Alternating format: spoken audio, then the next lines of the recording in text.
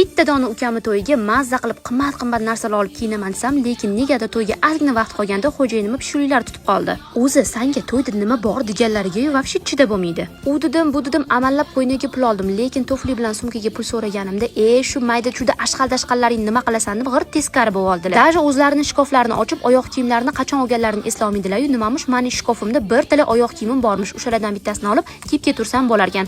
Sumkaga keladigan bo'lsa, bitta telefoningni olasan. 3 soatlik to'yda 5 soat rasm bilan videoga olib yurasan. O'shaning uchun bemalol qo'lingda ko'tarib yururmish.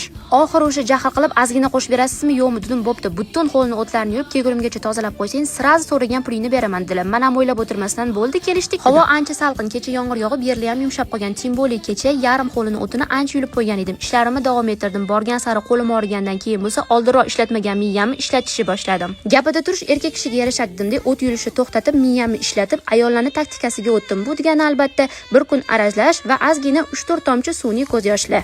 Lekin shunda ham kuchim yetgancha xo'lni pashti yarmidan ko'pini o'tlarini yulib, sipirib tozalab qo'ydim. Spirgi va xokondozlarimni chayib qo'yotganda bo'lsa, aynan shu vodoprovodga menga umuman yoqmadi. Ko'rganinglardek nalyot bo'lib ketganman, nima bo'lgan tushunmadim. Lekin jinnini katta kichigi bo'lmaydi deganda, billurroq qozon yuvadigan sredstvasida tozalab yuvib ko'rishga harakat qildim. Butun boshli qorayib yotgan qozonimni oqartirgan, buni ham oqartirib berar deb o'yladim. 15 minutga shundoq qoldirdim-da, yaxshilab sepib tashab, keyin bitta spirgida yaxshilab tozalab oldim.